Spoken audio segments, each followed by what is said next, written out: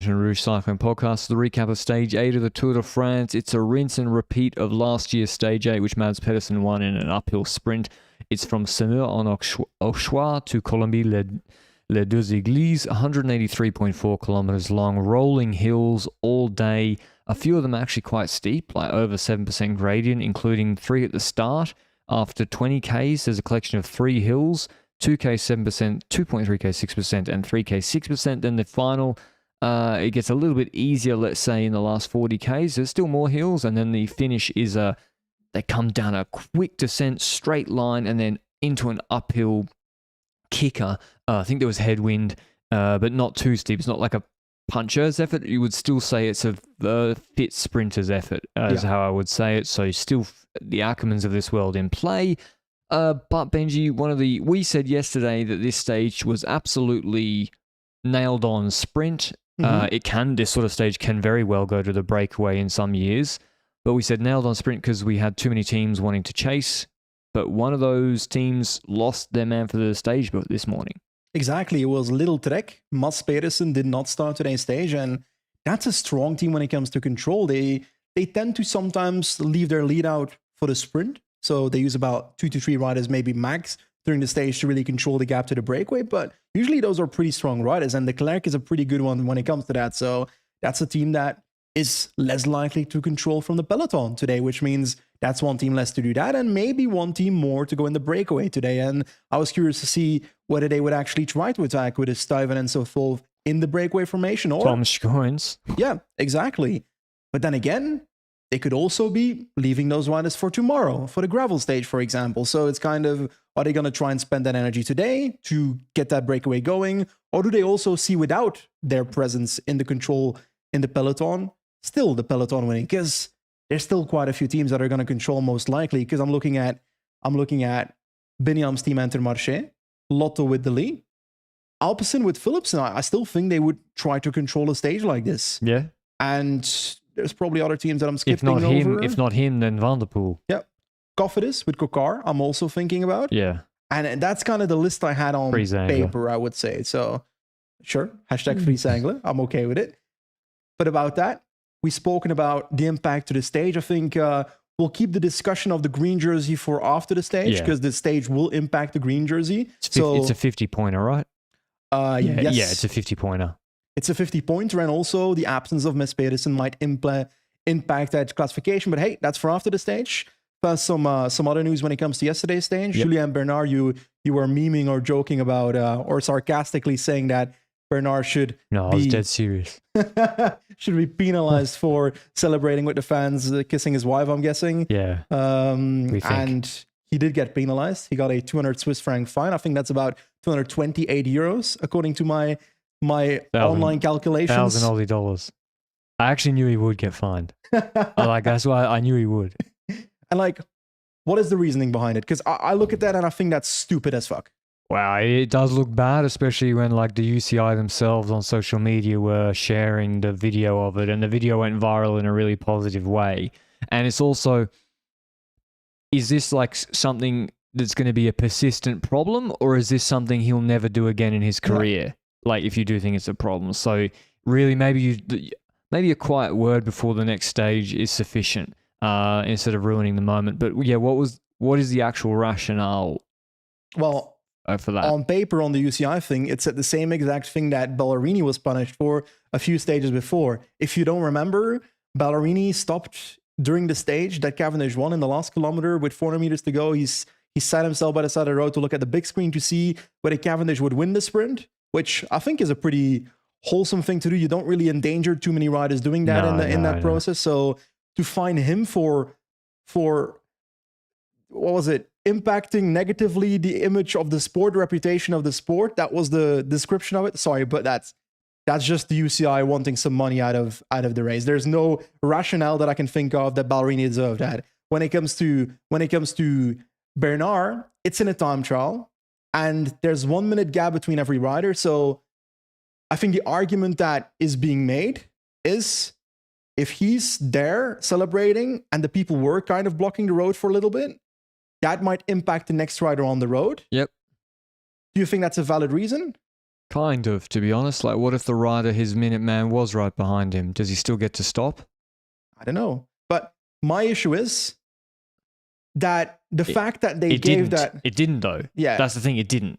But the fact that they gave that penalty to Ballerini shows to me that they would have given it to Bernard also if this there was happened in a 5 regular road stage, or if it was 5 minutes behind him. Yeah. So I have no sympathy for the UCI in this decision. Well, because, sometimes, people maybe go a bit overboard saying, they're dinosaurs at the UCI, and you think, oh, is that really the case? And then, they create helmet rules themselves, and then the teams comply with the helmet rules and invest in it. And then 6 months later, they say, no, actually, we don't like those helmet rules that we ourselves created. And then, something like this seems excessive. It's like, me and you have been banging the drum. I mean, we've put our police hats away now, maybe for a while, but on sprint deviations, there was 2-3 years where we, every sprint, we're like, this is ridiculous. And then Groenewegen incident happened, and really no action was taken. This year, thankfully, they seem to be a bit more on top of it. So, yeah, I wouldn't say that Julien Bernard's stopping was... a crime. Yeah, a really big issue in the end. Vauquelin also got a penalty, and I think that's actually a valid penalty. He should have almost been thrown from the race. But there's also some inconsistency there, in my opinion, as in Vauquelin with 4.5 kilometers to go in stage 6 was riding in the peloton, and he gets a very small shoulder from his right side from a rider that is kind of being squeezed, and his response is to basically massively shoulder barge to the right. So bad. And I can't remember what it reminds me of, but I do have to say, for me, Cavendish's move on the Sprinty 1 during that stage towards Bauhaus is not too far off that. But it's in a less dangerous spot. I think this is much worse. I think he should have been kicked out of the race. Like, if he puts Morich down there, because Morich, he hits his bars. Like, I'm talking, he literally loads up and swings into him. Yeah. He didn't move him out of the wheel that he wanted to be on. Okay. He hit him. Yeah. To just hit him. Yeah. And if he goes down, there's going to be 20 guys on the deck behind him. That's more malicious intent. It was. I think it was disgraceful. So Vauquelin's lucky he's still in the race, frankly. It actually kind of reminds me the way you explain it to that move that Jonathan Milan did in the UAE Tour 17 decades ago. Where he hindered, because if you do it in that position, which is like third row in the peloton in the middle, if that rider you shoulder barge crashes, then you crash the entire peloton Maciejczuk style. Yeah. So really, the only difference is Maciejczuk didn't do it on purpose. Yeah, he made a mistake. So that wasn't good to see, but he got a fine as well. So breakaway formation. We start the stage. EF have said they want to be in the break. I'm looking at Trek, thinking Sturven and Tom Schoens would be pretty nice to have in this break. Mm-hmm. I'm thinking Israel have got Chris Neylands, Ugo Uhl, they could be pretty good in this breakaway. And then you've still got Ryan Gibbons, you've still got Pascal Ackermann, you've still got Moran van den Berg as the backup in case. And also, by being in the breakaway, it directly then makes the race really, really difficult. Just like Uno X, they have Christoph that could go for the sprint, but also they could play the breakaway. Now, the teams I really knew would control were Lotto and Binny. And frankly, like I would say on these finishes, if you watch Circuit Franco-Belge, Binny is a harder finish than this uphill. Binny absolutely rinsed Axel Zangler up there. Like he is so good on a finish like this. Dali, Belgian champs, also. I would say realistically the chance of someone beating all of Binny, Philipsen and Dali on this finish, even without Pedersen, is extremely low. Yep, I think so as well. Like Ryan Gibbons is never beating all three of them. Maybe one of them he beats, but he's never beating all three of them. But did you then see all those teams like, you've got Jaco, for example, Groenewegen won a sprint stage. Last year in Limoges, he was really close to winning. So they've got a history doing that. But then, is he likely going to win all those riders? On paper? No. So is Jaco then going in the breakaway? Did you see that? No. So out of the neutral zone, EF jump with Bissiger and Paulus on the flat. And you'd be thinking, and credit to EF because they actually tried, but there's like a very short flat section, then a descent. Because they jump there, no one goes with them, and so it's Bissiger, Paulus, Abrahamsen. Because you jump there, no serious versatile rouleur, Sturven or climber or Stephen Williams, they're not going to jump with you just on a descent. Yeah. And then those guys create a huge gap. By the way, this is not the situation they want. EF want to be in a breakaway of 10 guys with two guys. Then they keep pulling. It gets blocked up behind because if you're Stephen Williams, you're not going to jump on a false flat uphill with Victor Campenaerts in your wheel. Yeah. You're going to think, we're going to get in the breakaway on the 2 kilometer, 7% climb coming up, because then the sprinters domestiques, Jonas Ricard can't do shit to me on a 2K 7% climb. Yeah. If Albertson are controlling, or Lawrence Rex or someone. And so no one jumps. EF and Abrahamson pull absolutely full, blocked up behind. Gap goes to almost 2 minutes. EF realize about 3-4 Ks before the first climb shit, which good on them for realizing. They didn't just go ahead with it. They sit on Abrahamson. He keeps trucking.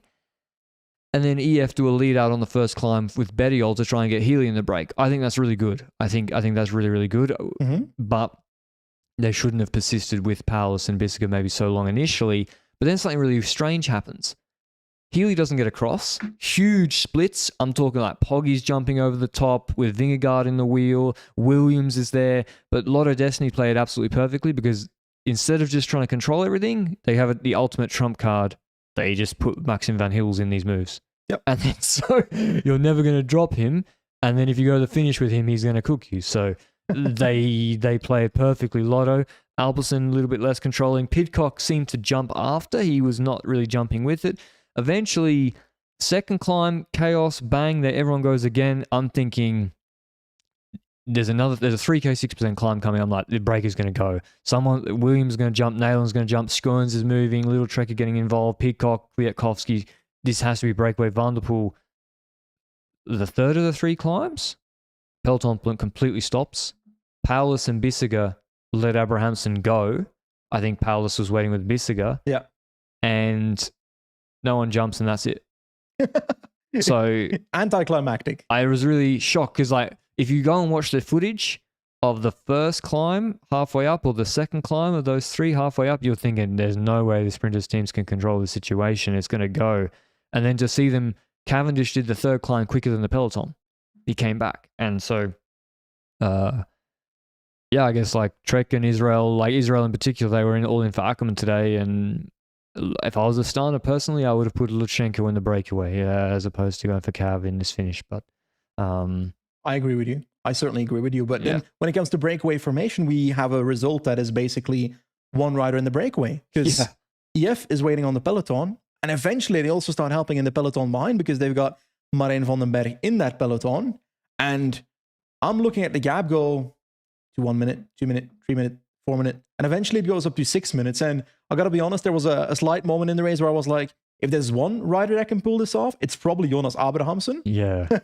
But hey, whether it worked out or not, let's first go over the stuff that happened in the Peloton. There was an intermediate sprint, and it was actually a pretty good one. We had a lead out by Intermarché, and it was a proper lead out. And in that lead out, you will notice that Binyam is not in last position, but in second last position, because they also have a second sprinter in their team, Gerben Thijssen.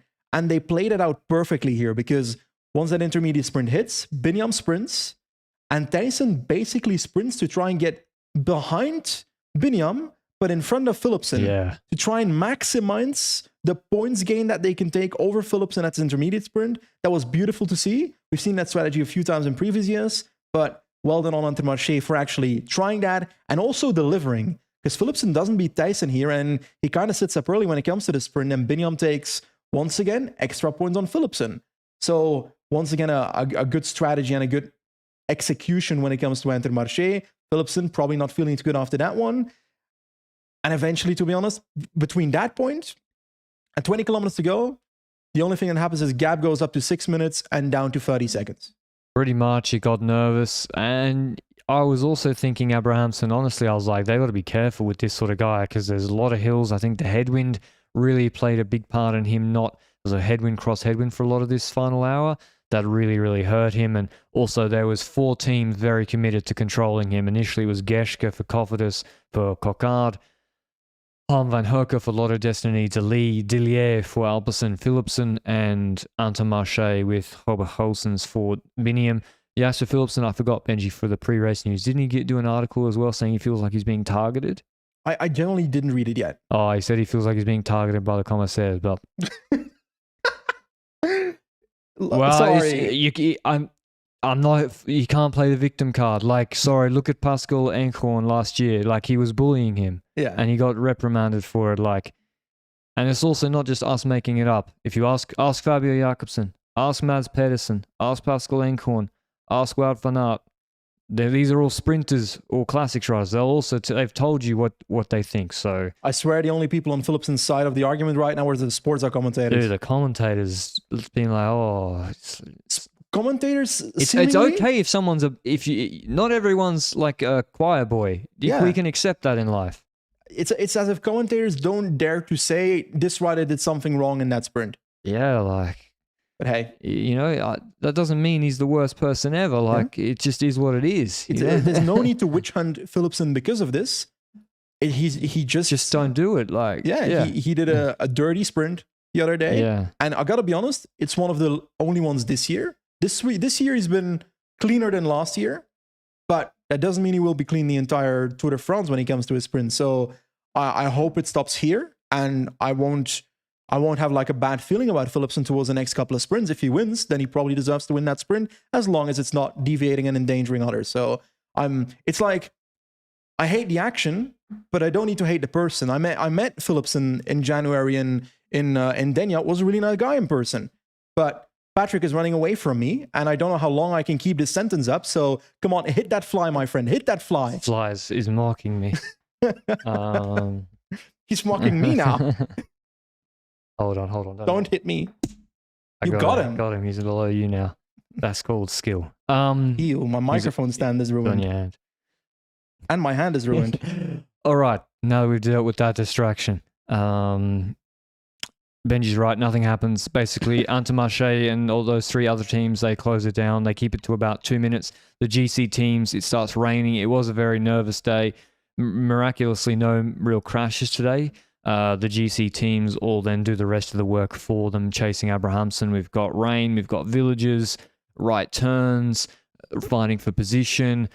We get Abrahamsen's caught. We then see with about 10 Ks to go, Wout van Aert come to the front, start pulling. That means he's not going for the stage. So he obviously doesn't. If yesterday was any indication, then today's confirmation.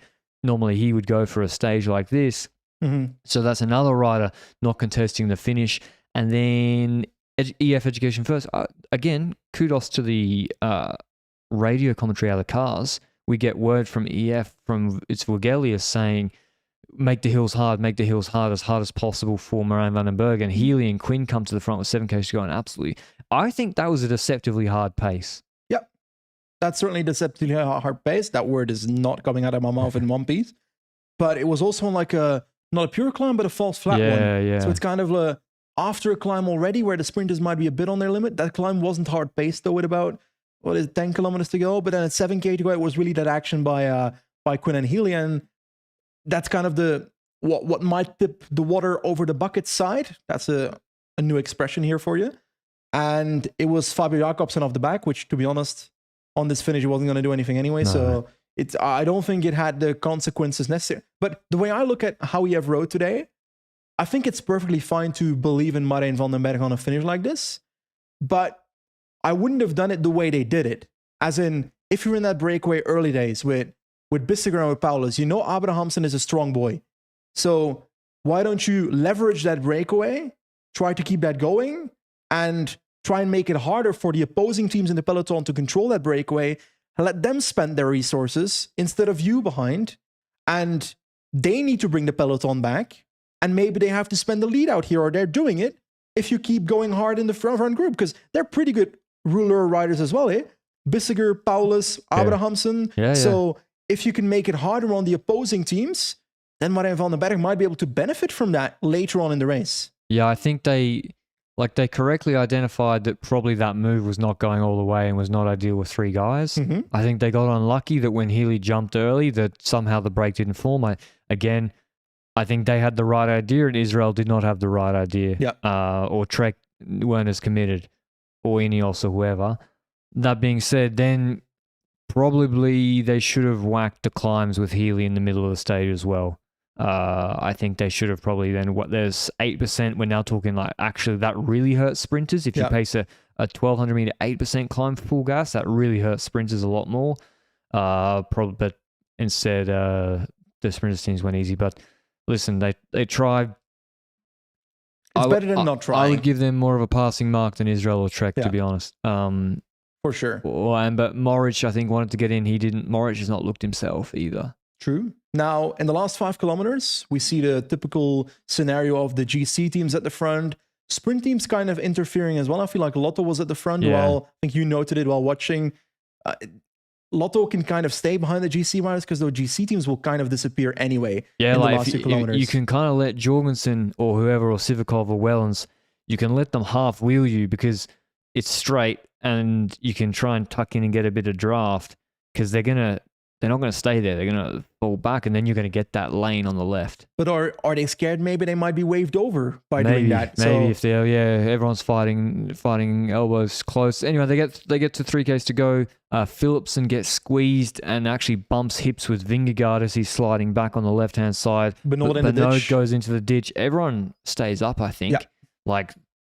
Today there was almost no crashes, which is crazy. But anyway, that's fantastic. Decathlon goes super hard on the right-hand side, going for Sam Bennett. Then Intermarché with 1K to go as we see them coming in the dipper go really, really early. And then Cofidis, they've probably got the best 1-2 punch here for this finish. Zangler does a super hard lead up for Coquard. Frankly, I think Zangler redlines Coquard here. And Coquard, and it's way too early as well. And basically, they should have let Zangler sprint and then made it someone else's problem, like Søren Kragh Andersen for Philipsen. And in the end, Coquard is left on the front when it levels off with about 400 or maybe 300 to go. His legs are cooked. It's all on the left-hand side moving up. And then Philipsen actually opens his sprint up early, goes right after he was nearly squeezed on the barriers to get to that position, goes right. Bini jumps a bit after him. He's a bit behind Philipsen, then they're going side by side. De Lee was boxed in, and then he goes to the right behind them, and he tries to squeeze between the two of them. He's in that huge gear on the hoods. He looks like he could have won this sprint, but he just never got space. And Bini actually comes over the top of Philipsen to win his second Tour de France stage in the first week. Dream scenario for Intermarché, the new super team. We need to stop them winning. This is probably their dream scenario. Ahead of Philipsen, De Lee third. He'll be a bit disappointed with good legs. Ackermann fourth, Vandenberg fifth. Then Ryan Gibbons, Turgis, Fred Wright, Arenberg, and Remco Evenepoel 10th. That goes to show you how selective this sprint was, that Pogacar and Remco really stayed up there. I don't know if they thought there would be splits. Took some risks, but that goes to show you that really not many sprinters made this. Groenewegen 25th. He made the finish, couldn't sprint. Who else? Laporte couldn't sprint. Mate, we got to talk about where Coquard finishes. 37th. 37th, wow. That is insane. But if you do look at the sprint, I think this is relatively clean sprint. I don't see any issues with any moves that are deviating dangerously, so we can set that aside, fortunately. But Binyam first is kind of behind Philipsen, and it's really in those last few meters that Philipsen, it starts to hurt, that uphill drag. While Binny, this is a Binny finish, a Pedersen finish, the Lee finish. Perfect, Philipsen's always in between in those kind of finishes. Last year in Limoges, he just didn't make it either. And I think we can call these kind of finishes just as much a Pedersen finish as a Binyam finish these days, and as much as a De Lee finish, for example. But Binyam was definitely in a great position going into the sprint. Yeah. And he delivered perfectly. And we saw that his flat sprint the other day was very strong, the stage he won. We've seen him make a big step forward on his flat sprint. So the only logical conclusion is that his hilly sprint might be a little better as a consequence as well. And he was already good at those. So he was a versatile sprinter that is now a very fucking good flat sprinter as well now.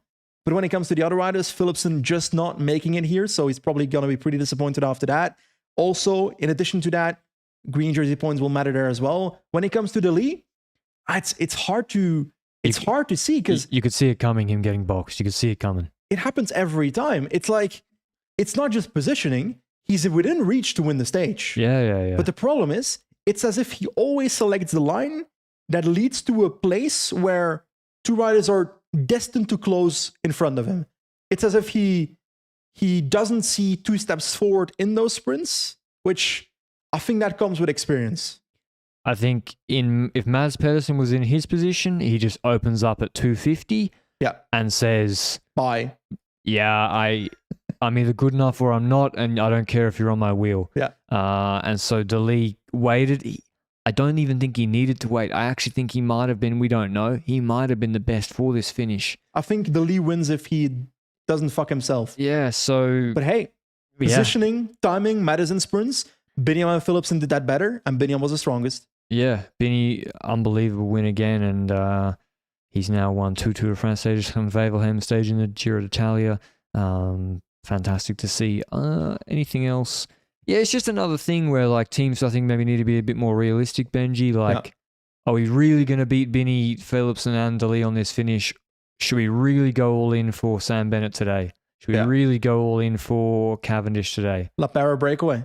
Yeah, I mean, he did jump a bit, but it was really EF were the only team being like, hey, we need to make this happen. The break is not just going to happen itself. But Lotto Destiny also did a good job controlling things, and with Van Hills and Campenaerts. In terms of GC, nothing changed. So let's talk about, okay, when Abrahamson took some points, no other change, team's classification still UA. Let's talk about then what is changing. The green jersey competition. 2 big changes today. First of all, Pedersen's out of it. So he was maybe a top 3. No, not maybe. He was a top 3 favorite for that. He's out. Biniam extends his lead by 22, 24 points or so. He's on 216 points, which is, and Philipsen's on 128. The gap between the two is 82? 88. 88. 88 points, which is not actually that much because we still have some other big stages coming. But Benji, unless DeLee gets on a really hot streak, it should be between those two. Yeah, it's definitely between Biniam and Philipsen for me. And then I look at what has come so far, and Binny's been very consistent throughout this Grand Tour. 2 victories matters. The best of the intermediates. Second in the Dijon stage as well. Like you say, the best at the intermediates, but also Pedersen falling away is not just a competitor falling away. It's also a rider with a team that would 100% go for the more difficult intermediate sprints. It's an ally. Where Philipsen might not be able to get there. So now it's Intermarché alone that does that, which means Biniam might have less competition when it comes to those. It's on the other side, like you said, maybe an ally less against Philipsen, but I still see Pedersen being out of the race as a positive for Biniam, which may be harsh to say, but if you look at the facts, that's how it is. And then I look at what's to come. And I look at the stages that are to come. And tomorrow is the gravel stage. That's a stage where both Philipsen and Biniam can score points. That is for certain. Then I look at next week's stages, and I see 3 flat sprints. And in the last week, it's majority mountain stage. I think there's 1 flat sprint in the final week. So there's stage 200 16 points for the winners available across those stages, next to all the intermediate sprints. So it's very much still possible for Philipsen. But as long as Biniam is consistent, it won't be easy for Philipsen to close that gap. It won't be, because stage 18, that's a proper classics race stage, right? And there's also the intermediate sprint placement is not so kind to Philipsen on, say, stage 16. So stage 16, the intermediate sprint is after a 7 kilometer, 3.5% climb, but it's a bit fake news. Like if Intermarché really launch it, and then stage 18, the intermediate sprint is after some proper medium mountains. So not only the finish points, but also if Binny's able to get into breakaways, or Intermarché are able to if they're able to make the peloton stretch, he could be taking the full 20-point delta at a couple of intermediate sprints, that's huge points. And then you look at, the pure bunch sprint, advantage Philipsen, stage 10. That is advantage Philipsen. Yeah. And I would say now, Benji, if it's crosswinds on that day from Orléans to Saint-Amand-Montrond, I think now Alpecin have got to try to drop Binny in crosswinds. They've got to try everything. They can't just be like, he'll beat him at the finish. No, you have to try to take some 50-point deltas now. And not even just there, but tomorrow on the gravel stage, on paper, Binny's pretty good on that, but he might not have the same team strength on gravel that you'd argue that Alpecin has here. So I think that's a stage where Philipsen should try and outplay, or Alpecin should try and outplay Intermarché on some shape or form. But if we look at the parkour then, the hills are in the middle, the flat gravel segments are in the last 40, 50 kilometers. So how different can you make that stage? I'm also intrigued by stage 15, the Plateau de Bay stage. We've got the Péresur de Clam at the start, 7K, 7.8%. and an intermediate sprint after 27 kilometers. They ain't taking, neither of them taking any points there, I'll tell you that for free. All out lead out for Biniam on the climb.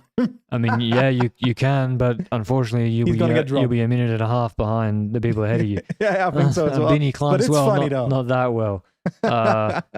Stage 14, unfortunately for him, the sprint is at the base of the Tourmalet. Even if it was 3Ks up, he could probably survive a little bit better. Yeah. So by my count, I have to check, but it looks like there's 5 50-point stages left. Stage tomorrow, 10, 12, 13, and 16. Yeah. Even stage 12, especially as we're getting into the second week, that's a nasty stage. And stage 13 also has a collection of medium mountains, or not medium mountains, punchy hills in the last hour. Yeah, I was gonna say those aren't medium mountains.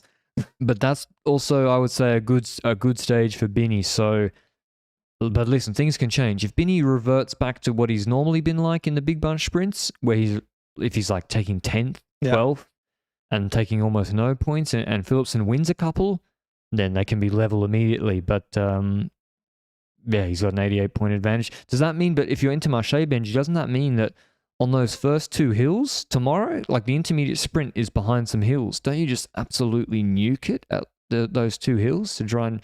Philipsen's hard to drop though. Philipsen's definitely hard to drop, but we've seen it wear him out when it comes to those sprints, and that is possible, but it is still... They got to go for it, I think. It's still 83 kilometers into the stage, yeah? I mean for the IS. So you mean from the peloton when there's a break already ahead? No, I mean... On those 2 hills, before the intermediate sprint, make that as hard as possible. There's a sprint at 80Ks into the stage to try and put Philipsen behind, but he'll probably come back. But to close off that argument, who do you think is the favorite now? Is it Philipsen or Biniam? Philipsen marginally, because he does look quite good still. My concern is Van der Poel was nowhere today. Søren Kragh Andersen did his own sprint. Didn't give him a lead out, which was a bit strange. I think it was because of the position they were in that he wasn't able to hook together and then launch it. And it was impossible to move up because Zangler launched it so early. No one could move up. I think Dali and his team Lotto and Intermarché, they got to go absolutely crazy on the hills, right? Tomorrow. I think Dali is out when it comes to green. I just mean for the stage. Yeah, you want to make it hard, but then you also think, okay, how many teams will try and win it from the breakaway because they know there's a Dali and a Philipsen and so forth to begin with? Not that many. They seem pretty chill today to get beaten by them. Yeah, it's a good question. Who's your favorite for green? My favorite for green, I've got them on 50-50 right now, but I would say based on Philipsen's definitely winning a sprint this tour. Yeah, in my opinion. Yeah, he should. For sure. If not 2, because he's been so close so many times, it's gonna strike right at some point. But yeah, I'm gonna say I can't name. Do I have to? Yeah. Yeah. I'm gonna oppose you then, Biniam. Why not? I have a nagging feeling that Binny will sort of revert to the mean a little bit in the big bunch sprints. I just think Philipsen will make that small move forward.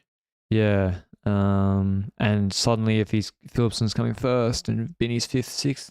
But what's clear is that Intermarché are going to throw it all behind Binny for green, which is good and what they should do. Actually, I'm going to say Binny because I trust Intermarché more based on what they've shown at intermediate sprints. Intermarché all around him, and their lead out today, keeping in position, was really good. They got Sweeper Tyson. Yeah, they're doing a really, really good job. And that would be huge for them if they could win that. But it's very exciting, even though Pedersen's out, which is a big shame. But we do have a big battle between Binny and Philipsen on our hands. We should then do tomorrow's stage from Troyes to Troyes. It's the gravel stage for your Sunday, 199 kilometers long. The first 45 Ks has no categorized climbs. It's actually kind of just rolling terrain, nothing too serious. So the first hour, I don't know, might be sleepy, might be people, I don't know. Then the first sector of 14 starts. We have 4 category 4 climbs on the course, but they're all in the first 120 Ks. The last 70 Ks has no categorized climbs.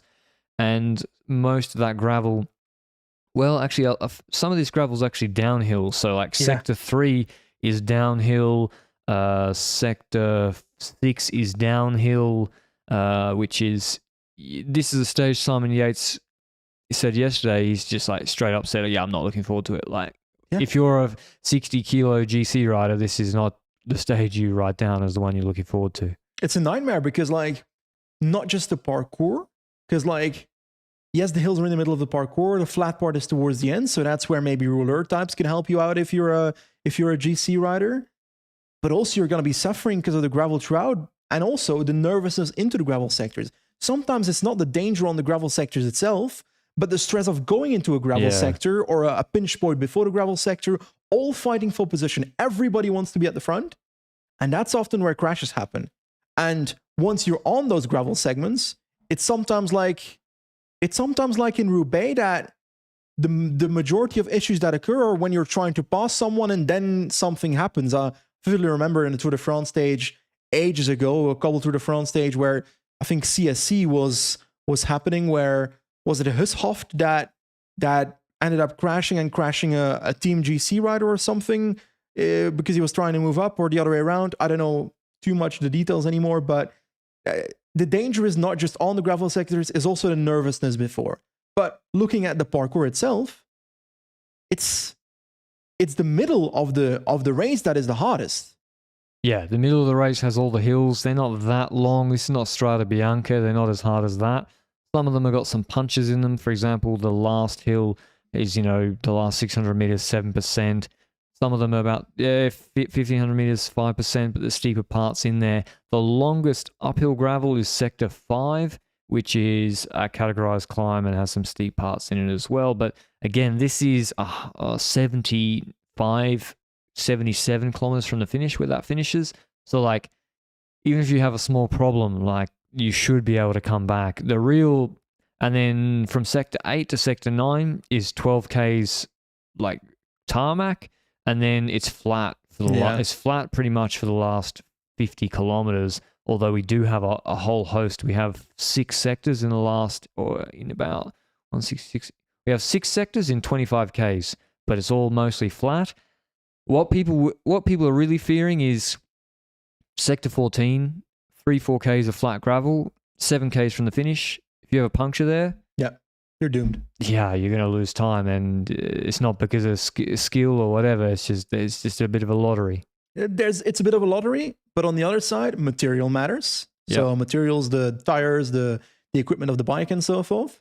Also, next to that, technique matters a little bit when it comes to how you ride on gravel, etc. I don't know the specifics on how difficult each gravel sector is, but it is the cliche saying, on a stage like this, you're unlikely to win the race, but you're more likely to end up losing the race. For example, if you have that mechanical on the last sector, but also a few sectors before, if you have a mechanical with 7 sectors to go, sorry, but it's a gravel stage. The other GC riders are allowed to ride. Yeah, I think so. That's just how it works. I mean, everyone's still fighting for position, and it's not like people are going to stop. There's a stage win up for grabs as well. I mean, maybe there's an early day breakaway that trying to be caught. I think Alpecin, this is a stage, you saw them in Roubaix, they'll be going all in on. And it's going to be a hectic stage, very, very nervous, and probably some GC riders will have problems tomorrow. That's inevitable. What do you think happens? Like, who's going in that early break? I generally don't know what to expect on the stage at all. Like, if you're Sturven, do you try to go in the early break, or do you try to slip away around in like the last sectors? I think you try it on the sectors. Yeah. Because on paper you'd say early break, but I don't think you want to risk spending that energy at the start if that break doesn't end up going, or is being controlled by the many teams that exist that might want to control this. Like, we're talking about Alpecin, but I'm also looking at Lotto with Deli.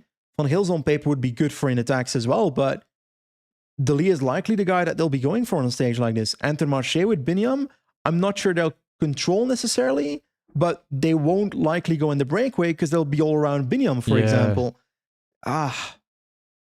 I don't really know what's going to happen. So even when it comes to GC, I don't know. I'm going to pick Philipsen. It's a flat finish. He looks in good shape. I think Philipsen will win the sprint, and it's going to be a sprint of 30 guys, 40 guys.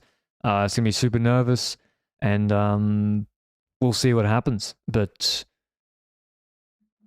I think Vingegaard's going to need all that ruler support around him tomorrow, Benji, because this is Pogačar terrain as well. And we saw Pogačar positioning. But then again, it's not like as hard as Strada where he could